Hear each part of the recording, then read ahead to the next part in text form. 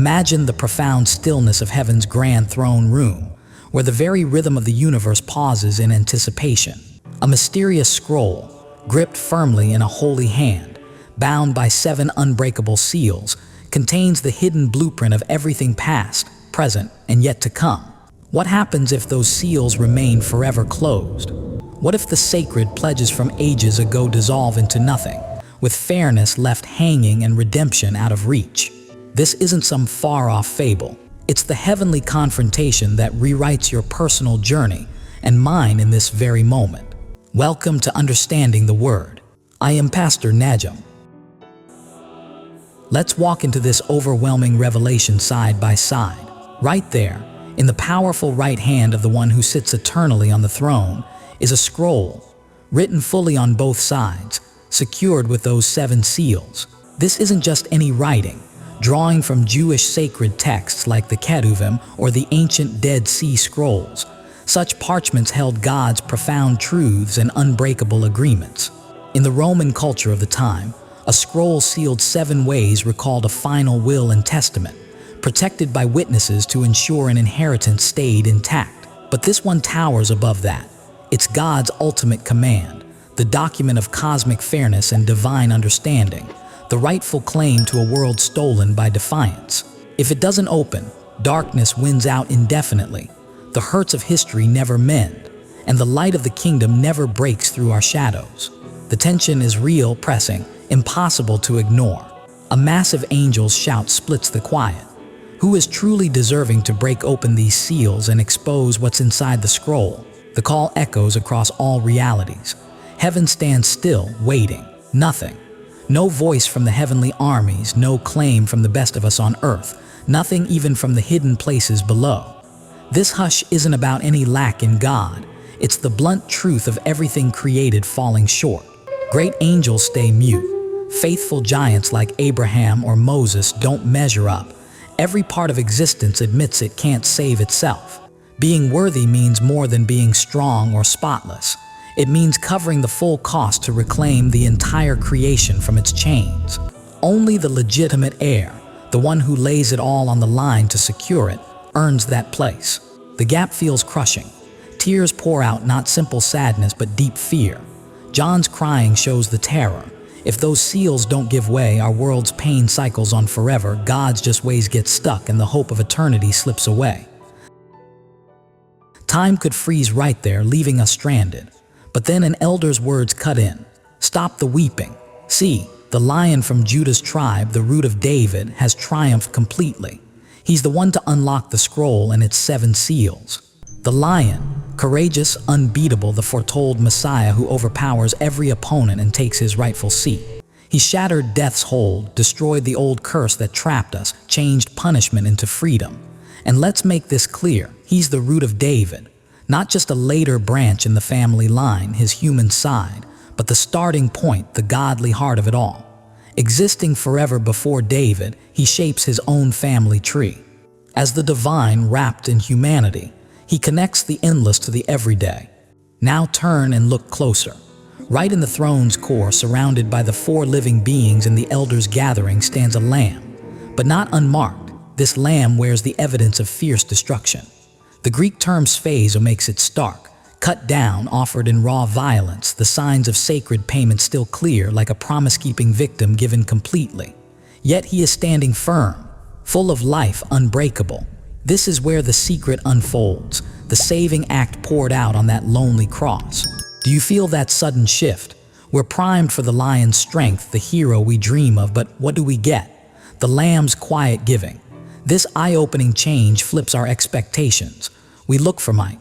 God gives us selflessness.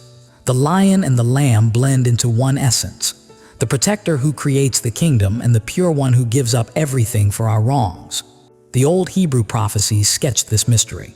A royal leader from David's line, keeping his people safe, as in Isaiah 11, where even the wolf lies peacefully with the lamb, symbolizing harmony, and the wounded servant in Isaiah 53, crushed for what we've done, taken quietly to death like the Passover lamb in Exodus 12. It's blood protecting families from judgment's strike. The thinkers of long ago struggled with this, even thinking there might be 2 rescuers. But this vision brings them together, one Savior appearing in two ways. The first time, the Lamb heading straight for Jerusalem's hill, healing our break with God. Without that step, there's no win. The second, the Lion coming back in power to lead. But notice how the focus stays on the Lamb. Why? His cross is the turning point of all time. No giving of life, no rising from death. No clearing of guilt, no place to rule. We can't enter a kingdom while still tied to our failures.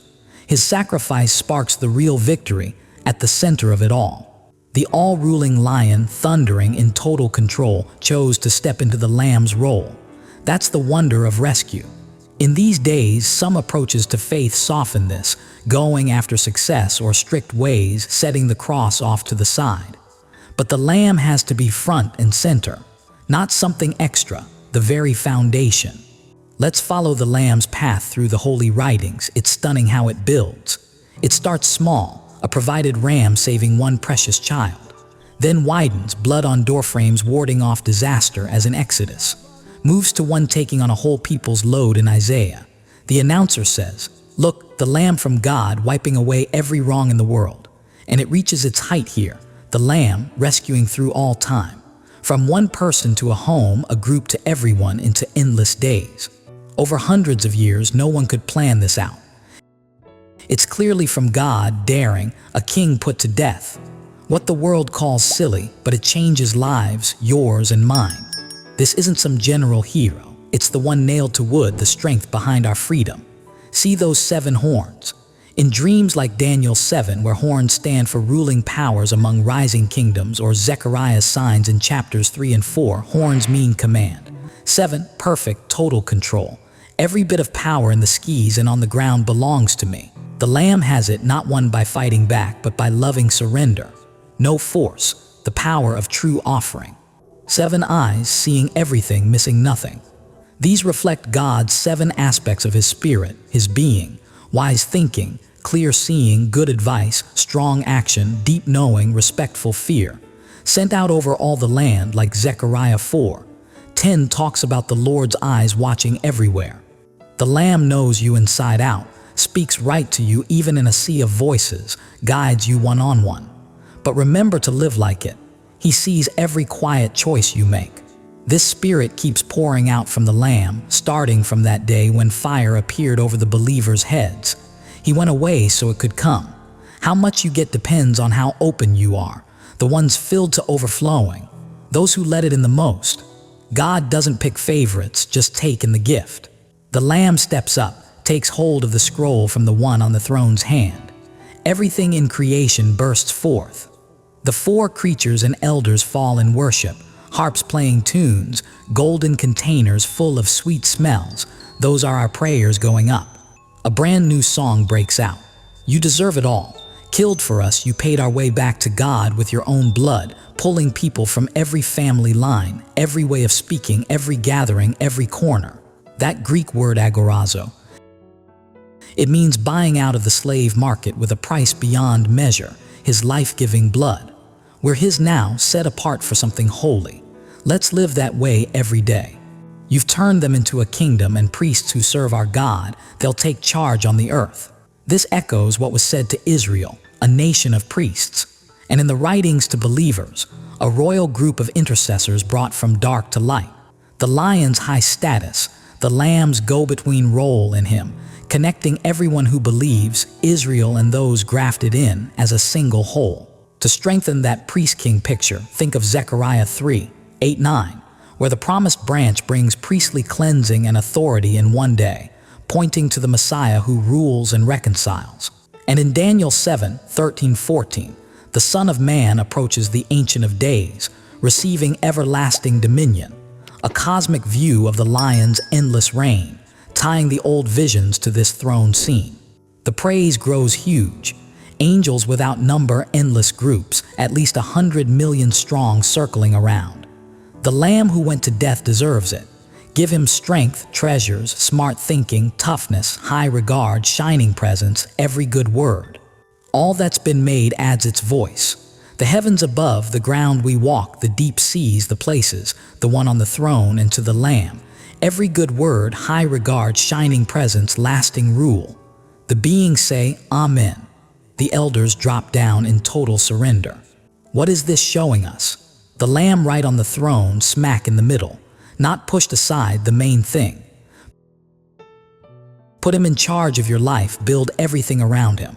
Your plans for the day, how you think, what brings you joy, the people close to you, your big dreams, all circling him like planets around the sun. That's when bits of heaven start showing up in your ordinary life. Those horns of his, a strength that outdoes any army or empire. Think of it like this, not loud battles but quiet, unbeatable love. The Lamb's gentle way, full of care, ready to forgive, beats back every dark thing. It might not look impressive at first, like a lamb against a lion, but it's the strongest force there is.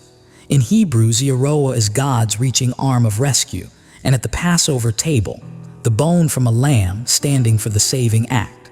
The cross, which seemed so weak, is actually God's greatest show of might. The Hebrew connections make it even richer. This lamb brings to completion Yom Kippur, the solemn day for making things right. In the ancient tent or temple, as in Leviticus 16, the high priest would offer blood on the seat of mercy for forgiveness and send out the scapegoat loaded with the people's mistakes into the wilderness, never to return. Or consider Numbers 19's red heifer, whose ashes cleansed from death's touch, pointing to perfect purity. And tying back to Exodus 12's Passover lamb, all these old ways of covering wrong find their full meaning in the Lamb's one-time gift. Guilt taken away completely, for always. It's more than just spirits being saved. It's the whole of creation getting fixed. The stuff we see and touch, the ticking of time, all set free from breaking down. The world that sighs under its load gets made new through what he gave. This opposite truth amazes. Real power in giving up, new life from dying. The scroll, God's big plan for everything, pulled from the trickster's hands by the real owner. John's tears, scared of justice never coming, things stuck forever. But the Lamb on his feet, even after being cut down, the fact of history's killing, the truth of forever standing, shouts that death is done. Him standing up is the biggest win over the end. And here's something to chew on. Each seal breaking in that sky-high scroll is like those moments when your own spirit hesitates. Don't hold back. Choose the Lamb's road, and the healing of all things starts working in you. It's not locked in old stories. It's for your everyday choices, your inner growth. Look at your life right now. What closed-off parts are keeping your heart locked up? The Lamb is calling you to let them go, to open up to his freedom. As we come to the end, let this sink in deep. These seals aren't just cracking open up there. When this opens up in someone's heart, the mixed-up chapters in your own story begin to make sense and flow. Are you set for that Lamb to snap open the locked spots in your world? Let that question stay with you. May his steady peace keep watch over everything in you.